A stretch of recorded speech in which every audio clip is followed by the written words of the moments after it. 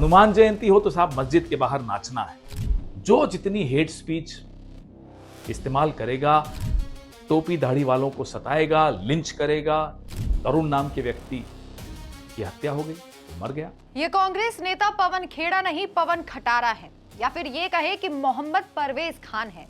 एक काम कीजिए, आप अपना धर्म परिवर्तन कर लीजिए, टोपी लगाइए, आंखों में सुरमा डालिए और 5 वक्त की नमाज पढ़िए। इससे भी पेट ना भरे तो भगवान की जगह खुदा को याद कीजिए और मजहबी किताबों को सीने से लगा लीजिए। आप सोच रहे होंगे कि पवन खेड़ा के खिलाफ इतनी नफरत क्यों दिखाई जा रही है। आपने शुरुआत में सिर्फ पवन खेड़ा की थोड़ी सी बकवास सुनी, और आप जब इस पूरे वक्तव्य को सुनेंगे तो खेड़ा तो क्या, पूरी कांग्रेस पर थूकेंगे, और थूकना बनता भी है। 70 साल देश पर राज करने वाली कांग्रेस हमेशा ही मुसलमानों के वोट नाम के टुकड़ों पर पली है, कभी हिंदुओं के पक्ष में खड़ी ही नहीं हुई। सत्ता के लालच में अंधी होकर हर मर्यादा को लांघा, देश का सौदा किया। वैसे भी विदेशी नस्ल को क्या पता कि स्वदेशी प्रेम क्या होता है। और उसी विदेशी नस्ल की पार्टी के प्रवक्ता पवन खेड़ा उर्फ परवेज खान हिंदू तरुण की हत्या पर बकवास कर रहे हैं। उनके मुताबिक जब कोई विशेष समुदाय आकर किसी हिंदू की जान ले ले तो कुछ बड़ा हुआ ही नहीं, लेकिन अगर हिंदू के साथ कुछ हो तो सिर्फ एक जान चली गई है। सुनिए खटारा साहब हिंदुओं और तरुण के लिए क्या कह रहे हैं। दिल्ली के उत्तम नगर में 2 लोगों में झगड़ा हुआ, तरुण नाम के व्यक्ति की हत्या हो गई, वो मर गया। उसके बाद आरएसएस और बीजेपी ने इस पूरे वाकये को इतना उग्र कर दिया, इतना सांप्रदायिक कर दिया कि आज दिल्ली की सड़कों पर जुलूस निकालते हुए लोग दिखते हैं कि साहब खूनी ईद होगी, मुसलमानों का सफाया कर दिया जाएगा, और दिल्ली पुलिस चुपचाप मूक दर्शक बनकर बैठी है। भाई किस चीज का इंतजार कर रहे हो? 2020 जैसा माहौल चाहते हो? फिर से दंगे हो? क्या चाहते हो आप? क्यों नहीं इनको रोकते? क्यों इस तरह के माहौल को बढ़ने दे रहे हो? तो साहब के पास ज्ञान की थोड़ी सी कमी तो है। होली वाले दिन जिस हिंदू तरुण की हत्या हुई वो एक सोची समझी साजिश थी। जिन दाढ़ी और टोपी वालों की साइड खेड़ा ले रहे हैं, उन्होंने एक घर का इकलौता चिराग बुझा दिया। और खेड़ा साहब के लिए एक आम सी बात है, शर्म आनी चाहिए कांग्रेसियों को, जो राहुल गांधी जनेऊ पहनते हैं और कभी कभी दिखावे के लिए माथे पर चंदन भी लगाते हैं। और उनके प्रवक्ता क्या कह रहे हैं? ओह, राहुल गांधी तो खुद भी चुप रहे इस मामले पर। तरुण की जब हत्या हुई तो राहुल गांधी गूंगे हो गए, एक पोस्ट नहीं किया, जबकि मोहम्मद दीपक को घर बुलाया, गले से लगाया। और अब उन्हीं राहुल गांधी उर्फ रहमान गांधी के चहीते हिंदुओं पर, उनके त्योहारों पर उंगलियां उठा रहे हैं। खेड़ा कह रहे हैं कि सोशल मीडिया पर खूनी ईद की बातें कही जा रही है, हनुमान जयंती पर डीजे बजाओ। अरे खेड़ा साहब को मुहर्रम के जुलूस से कोई दिक्कत नहीं होती, जहां तलवारें लहराई जाती है वहां तो इन्हें सुकून ही मिलता होगा। हनुमान जयंती हो तो साहब मस्जिद के बाहर नाचना है, बड़ा बड़ा डीजे बजा बजा के सताना है लोगों को। क्रिसमस हो तो चर्च में जाकर उत्पात मचाना है, तोड़फोड़ करनी है। ऐसा लगता है जैसे एक एंट्रेंस टेस्ट चल रहा है भाजपा का। जो जितनी हेट स्पीच इस्तेमाल करेगा, टोपी दाढ़ी वालों को सताएगा, लिंच करेगा, घटिया नारे लगाएगा, नफरती भाषा में बात करेगा, वो बीजेपी में उतना ही आगे बढ़ेगा।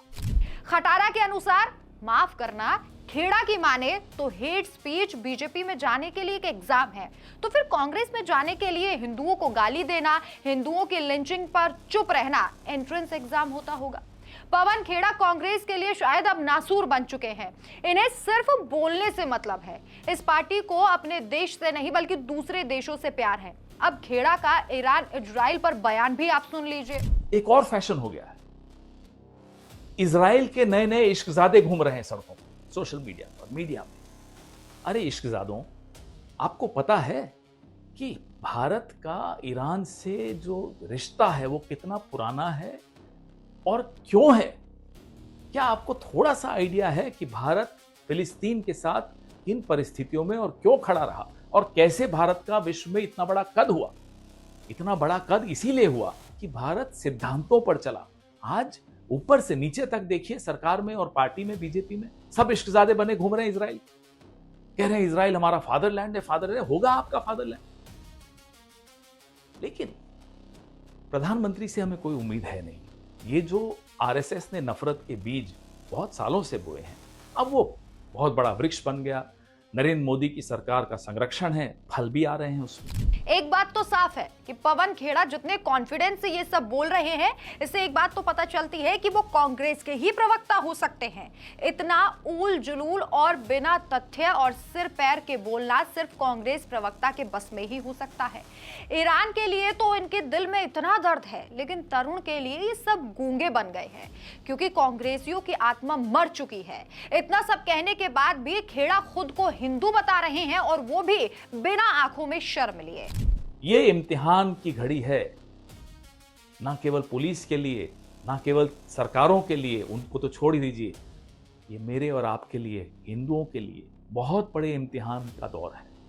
क्या हम अपने धर्म को इन वाहियात लोगों के हाथों में बिकने देंगे?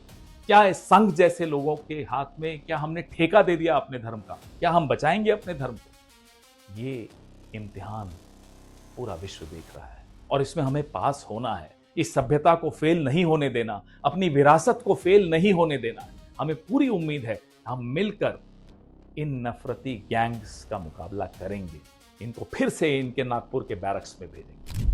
पवन खेड़ा पूरा जोर लगाकर कह रहे हैं कि हमें अपने धर्म को इन वाहियात लोगों से बचाना है। शायद यहाँ वो अपनी ही बात कर रहे हैं। जिस संघ पर वो उंगली उठा रहे हैं, उस संघ ने हिंदुओं और हिंदुत्व के लिए हमेशा आवाज उठाई है। खेड़ा साहब को धर्म का इम्तिहान पास करने से पहले चुनावों की परीक्षा पास कर लेनी चाहिए, और राहुल प्रियंका के आपसी झगड़े को सुलझाना चाहिए। राहुल की नागरिकता का पता लगाना चाहिए। नेहरू एडवीना के संबंधों पर सफाई देनी चाहिए। धर्म की रक्षा के लिए हिंदू खुद सक्षम हैं।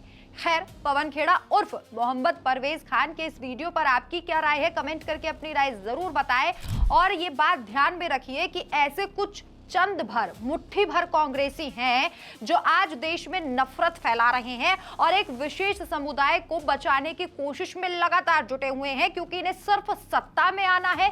इसके लिए मुसलमान बनना क्यों ना पड़ जाए, धर्म परिवर्तन क्यों ना करना पड़ जाए, टोपी क्यों ना पहननी पड़ जाए, तिलक क्यों ना हटाना पड़ जाए, इन्हें सब मंजूर होगा, क्योंकि इन्हें सिर्फ सत्ता के लिए, कुर्सी के लिए अपना ईमान मारना भी आज मंजूर हो चुका है। और इसीलिए यह कहा जाता है कि दिखावे के लिए चंदन आप लगा लेंगे, जनेऊ की बात आप कर लेंगे, खुद को हिंदू आप बता देंगे, लेकिन जब आपके प्रवक्ता ऐसी उल जुलूल बातें करेंगे और आप उस पर चुप्पी साधे रखेंगे, तो फिर कुछ नहीं हो सकता। और इसीलिए कहा जाता है कि कांग्रेस का कमबैक अब हो ही नहीं सकता, और अगर हुआ तो आप देख लीजिए जैसे बयान इनके प्रवक्ता दे रहे हैं, भारत की हालत क्या हो जाएगी। आपकी क्या राय है? अपनी राय कमेंट करके जरूर बताएं। नमस्कार।